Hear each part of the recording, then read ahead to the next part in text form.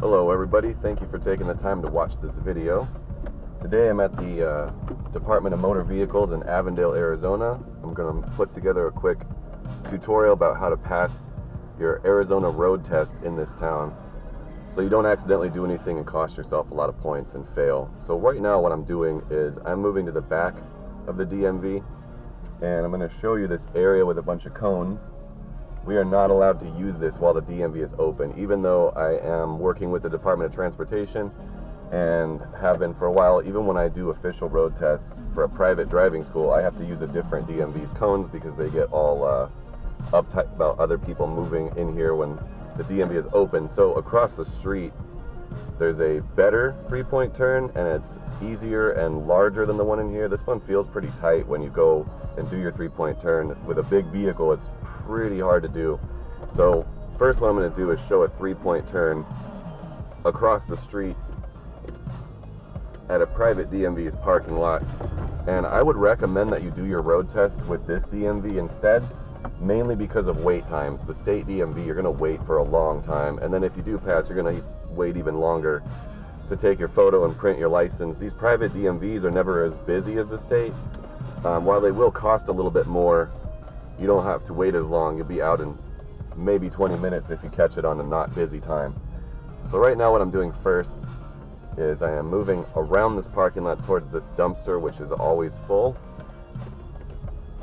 Now I'm going to turn left towards this door. You may be able to see the arrows on the ground, but they show you what to do. So first you enter the far side to the left. It helps you a little bit to stay to the right as far as possible towards this wall. And now you want to move out a little bit, a few feet, and make a wide left turn into this first box. Why do you want to go wide into this box? Because you want to get centered. If you're too close to the cones on one side, it's going to be really tough to back in. Now I'm going to pull up nice and close. I like to get about a foot away. Then I'm going to turn my wheels all the way to the right, and I'm going to reverse. And I have a very large vehicle. This is a Volvo XC70, which is a big station wagon, and I can pull this off with ease. As soon as you go into the first box, you want to back up into the second box with your wheels all the way turned to the right, and just leave them turned all the way until you get all the way back in the box behind the cones.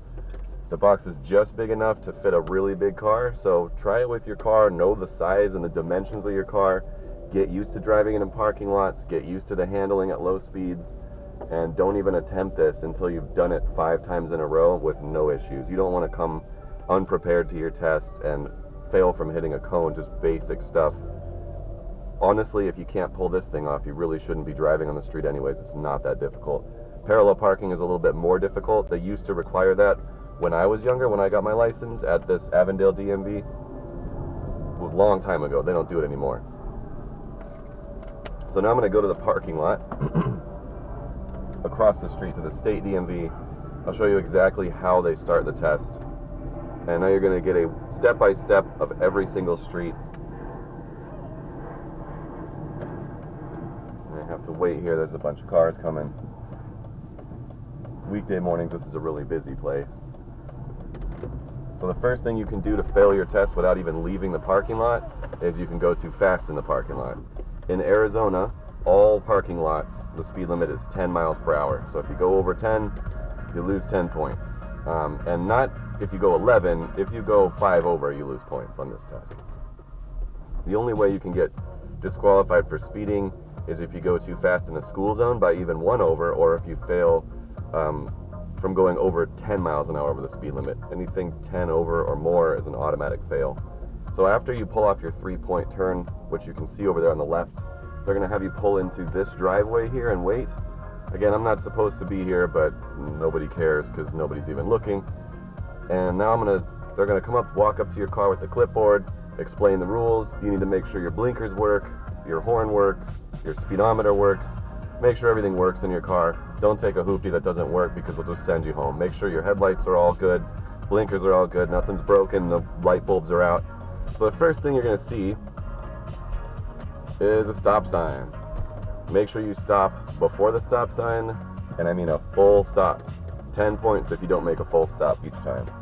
Now you're allowed to bring the nose of the car down to the lateral curb line so you can see better. You want to do this slowly so other people on the road don't think that you're going to pull out in front of them and you don't scare people. Now this road has no speed limit sign, but you can just assume that it's 25 because in Arizona, any road without a speed limit sign that's not a freeway defaults to 25. So I have my left signal on, I'm checking my left blind spot. I want to get in this left turn lane after the double yellow line, don't cross those double yellows. And now I'm just going to wait here at this line. You can see there's someone across the street from me, and I do have to yield to all traffic. Even if someone runs a red light, you want to look left and right and make sure that your intersection's clear before you make a left turn. In a lot of states, you can't turn left on green. You have to wait for a green arrow. That's not the case here. This is a regular old school light with just 3 lights, no green arrows, nothing like that. So you go when you get green after you check the intersection's clear. It's going to be green, but this guy's still in the intersection. Let him finish his turn. Now what I can do is move around to the left so I can see around this white car and then make my turn. You don't want to floor it. You want to do it nice and smooth. Do not touch that double yellow line on the left while you're turning. Make your turn a little wide, but there's always a lot of trash in the middle of that intersection, like sharp metal debris, so make sure to hit that with your wheels either. You don't want to pop a tire in your road test. That will automatically disqualify you. So on this road, I happen to know just from living here that the speed limit is 45, but you can go 40, 41, 42, 43. I wouldn't go any less than 40. They might dock you points for going too slow. Going too slow is only 2 points off. And this first light, we're going to turn left here. So I'm having my blinker on nice and early. Some DMV employees will mark you off points for using your blinker too early. Just use it 4 or 5 seconds before you turn. I use my blinker early because I'm smart and people text and drive a lot here. And if they're looking down at their phone for 4 or 5 seconds, they might not even see your blinker and rear end you. So I use it early as a self-defense measure. But for your road test, use it at the appropriate time, about 5 seconds before you turn. Now I see a 25 speed limit sign here. You have to watch your speed. We just got off a road where we were going quicker, so this is going to feel slow. That's normal, that's fine. Now we're going to take our first right turn down the first street. Make sure you watch your speed still. I'm going to go ahead and signal as soon as I pass this last driveway. That way people behind me won't be confused and not know where I'm turning. Now you can see it's called Corporate Road. And we're going to turn right here without stopping, unless there was someone in the crosswalk or crossing the street.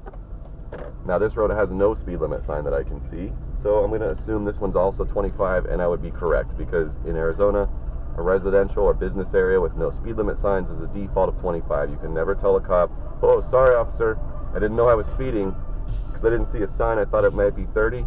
He's going to say, "What are you talking about? It's always 25 here." And so now I can see a stop sign, and I don't want to signal yet because I'm going really slow. And there's a school driveway right there, so I'll wait a second. Now I can start bringing my speed down. I have my blinker on for the right side. I see there's 3 lines here. Oh no, just 2 lines. Oh no, there are 3.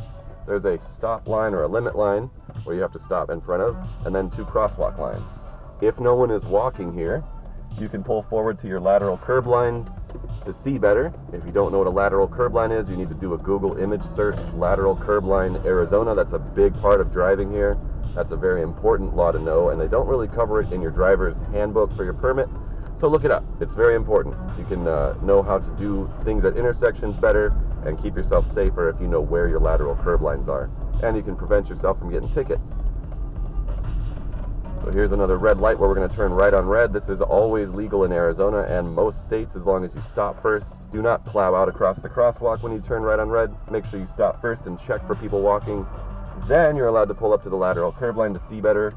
These corners are blind corners. Can't see on the left side, so you have to move up to see better, and you want to look both ways. If you got to do it twice, if you got to look both ways 3 times, wait as long as you need to be sure it's okay to go.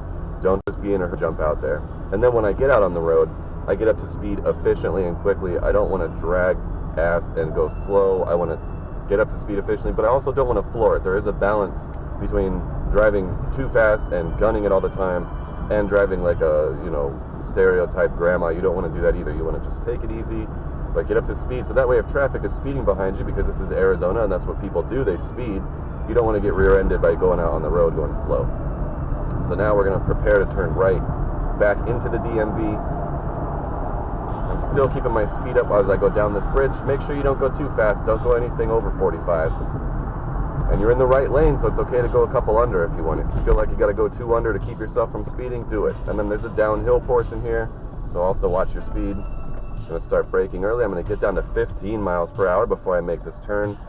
All your turns will feel nice and smooth and professional like a limo driver if you just do them at 15. So don't go whipping around the corner at 20 or 25. That's going to probably make you lose points, or at least make the person from the DMV uncomfortable. Now I don't see a speed limit sign here, so I'm going to maintain 25. And then you just signal and turn back into the DMV, assuming no one's walking here that you have to wait for. And you park your car. So you've got to be good at parking, get good at three-point turns, basic road knowledge. This is not a hard test. Most of it is 25 miles an hour. So good luck. Take your time, do your best. Make sure you know the rules of the road before you even attempt this, because you don't want to have to sit in that line and then hit a cone or get sent out for failing. That would be a little embarrassing. But just remember, don't speed. Know what a lateral curb line is. Make sure you got your three-point turns down, and make sure your car, everything works, and that you know how to turn your blinkers on and all that, because they will make you do it to test it, including the horn and the lights. So take care and good luck.